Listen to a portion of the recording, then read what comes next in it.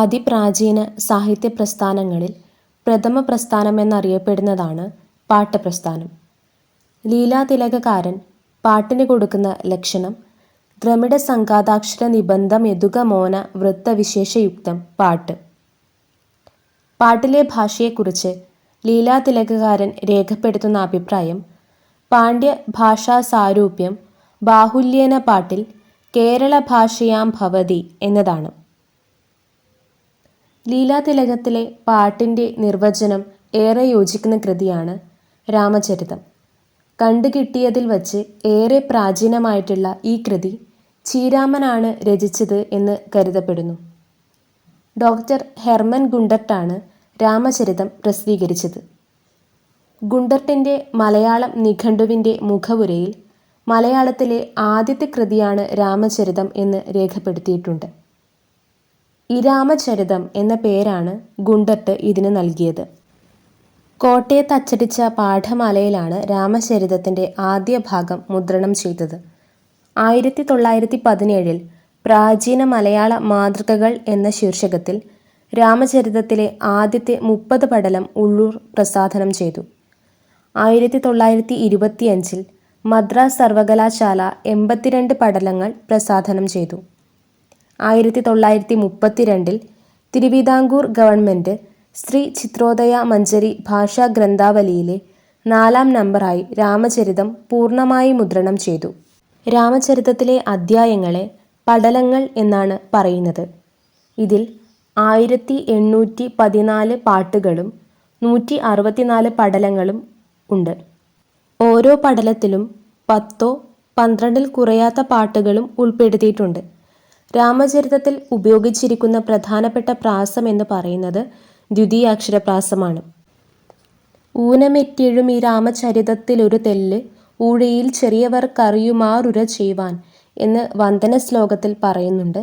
രാമായണത്തിൽ നിന്ന് ഒരു ഭാഗം മാത്രമേ താൻ പറയുന്നുള്ളൂ എന്നും ഊഴിയിൽ ചെറിയവർക്ക് ആയിയാണ് ഞാനിത് പറയുന്നത് എന്നാണ് കവിയുടെ വാക്കുകൾ. രാമായണത്തിലെ വീരരസപ്രധാനമായിട്ടുള്ള യുദ്ധകാണ്ഡമാണ് രാമചരിതത്തിലെ വിഷയം. രാമചരിതത്തിൻ്റെ കാലം. രാമചരിതത്തിൻ്റെ കാലത്തെ സംബന്ധിച്ച് വ്യത്യസ്തമായ അഭിപ്രായങ്ങൾ നിലനിൽക്കുന്നുണ്ട്. ഗുണ്ടർട്ടിൻ്റെ അഭിപ്രായത്തിൽ പോർച്ചുഗീസുകാരുടെ വരവിന് മുമ്പാണ് രാമചരിതം രചിക്കപ്പെട്ടത്. കൊല്ലവർഷം 5ാം ശതകത്തിൻ്റെ അവസാനത്തിലാണ് ഈ കൃതി രചിക്കപ്പെട്ടത് എന്നാണ് ARൻ്റെ അഭിപ്രായം. ഉള്ളൂരിൻ്റെ അഭിപ്രായത്തിൽ ക്രിസ്തുവർഷം 12ാം ശതകവും KM ജോർജിൻ്റെ അഭിപ്രായത്തിൽ ക്രിസ്തുവർഷം 12 അല്ലെങ്കിൽ 13 ശതകത്തിനകത്തോ ആണ് ഇത് രചിക്കപ്പെട്ടത്. 1200നും 1500നും ഇടയിലാണ് രാമചരിതത്തിൻ്റെ കാലം എന്നാണ് പ്രൊഫസർ N കൃഷ്ണപിള്ളയുടെ അഭിപ്രായം. കൃതിയുടെ കാലത്തെക്കുറിച്ചെന്നതുപോലെ തന്നെ എഴുത്തുകാരനെ പറ്റിയിട്ടും വ്യത്യസ്ത വാദങ്ങൾ സാഹിത്യത്തിൽ നിലനിൽക്കുന്നു.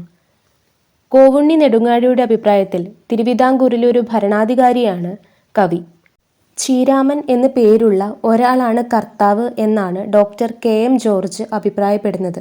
അത് പറയാനുള്ള കാരണം രാമചരിതത്തിൻ്റെ അവസാന പാട്ടിൽ ആദിദേവ നിലമിഴന്ത മനക്കാമുടയ ചീരാമനമ്പിനൊടിയമ്പിന തമിഴ് കവി വെൽവോർ എന്ന് ചേർത്തിരിക്കുന്നത് കൊണ്ടാണ്.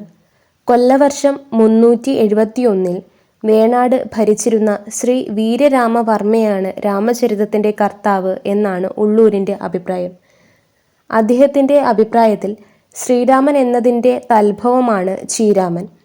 അതുപോലെ തന്നെ ശ്രീ പത്മനാഭനെ സ്തുതിക്കുന്നത് കൊണ്ട് തിരുവിതാംകൂർ രാജാക്കന്മാരുടെ രീതിയാണ് അത് എന്നും തിരുവിതാംകൂർ രാജാക്കന്മാരിൽ ഒരാളാണ് ഇത് രചിച്ചത് എന്നും ഉള്ളൂർ കൂട്ടിച്ചേർക്കുന്നു. ശ്രീ വീരരാമവർമ്മയാണ് രാമചരിതകാരൻ എന്ന് രേഖപ്പെടുത്തിയത് P ഗോവിന്ദപിള്ളയാണ്.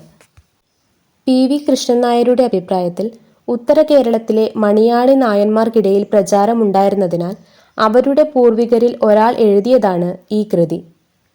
ശിവരാമൻ എന്നതിൽ നിന്നാണ് ചീരാമൻ എന്ന പദം ഉത്ഭവിച്ചത്. ശ്രീ പത്മനാഭനെ സ്തുതിച്ചതുകൊണ്ടു മാത്രം തിരുവിതാംകൂർ രാജാവാകണം കർത്താവ് എന്നില്ല, ഒരു രാജാവ് തന്നെ ആകണമെന്നില്ല എന്ന അഭിപ്രായക്കാരനാണ് R നാരായണപ്പണിക്കർ.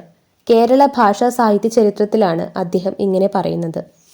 രാമചരിതകാരന് മലയാളത്തിൻ്റെ ഹോമർ എന്ന വിശേഷണം നൽകിയത് ഉള്ളൂരാണ്.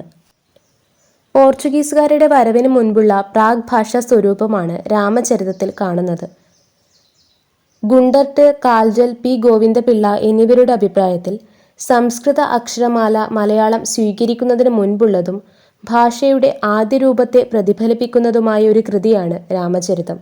കേരളത്തിലെ ഭക്തിപ്രസ്ഥാന വേലിയേറ്റം സൂചിപ്പിക്കുന്ന ആദ്യ ഉന്നത തരംഗങ്ങളിലൊന്നാണ് രാമചരിതം എന്നഭിപ്രായപ്പെട്ടത് എം. ലീലാവതിയാണ്. രാമചരിതം അതുണ്ടായ കാലത്ത് മലയാള പാട്ടിന് ഉപയോഗിച്ചിരുന്ന സാഹിത്യഭാഷയിലാണ് എഴുതിയത് എന്ന അഭിപ്രായം ഉള്ളൂർ.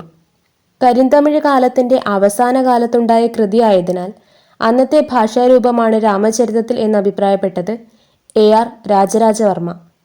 ചെന്തമിഴും മലയാളവും കലർന്ന മിശ്രഭാഷയാണ് രാമചരിതത്തിൻ്റേത് എന്ന അഭിപ്രായം ആറ്റൂർ കൃഷ്ണപിഷാരടിക്ക്. മലയാളം തമിഴിൽ നിന്ന് ഒരു പ്രത്യേക ഭാഷയായി പിരിഞ്ഞു പോകുന്ന ഘട്ടത്തെ പ്രതിഫലിപ്പിക്കുന്ന ഒരു കൃതിയാണ് രാമചരിതം എന്ന അഭിപ്രായം ഉള്ളൂർ. രാമചരിത ഭാഷയെ കൃത്രിമ ഭാഷയാക്കി കണക്കാക്കണമെന്ന് അഭിപ്രായപ്പെട്ട പണ്ഡിതൻ കെ. എം. ജോർജ്. രാമചരിതത്തിന്റെ രചനയിൽ കൂത്തരങ്ങിന്റെ സ്വാധീനമുണ്ട് എന്ന് അഭിപ്രായപ്പെട്ടത് ഡോക്ടർ നെടുവട്ടം ഗോപാലകൃഷ്ണൻ.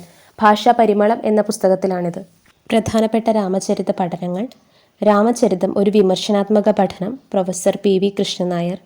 രാമചരിത വ്യാഖ്യാനം, പ്രൊഫസർ പി. വി. കൃഷ്ണൻ നായർ. രാമചരിതവും പ്രാചീന ഭാഷാവിചാരവും, Neduvattam Gopalakrishnan. Ramacharitham and the study of early Malayalam, doctor K. M. George.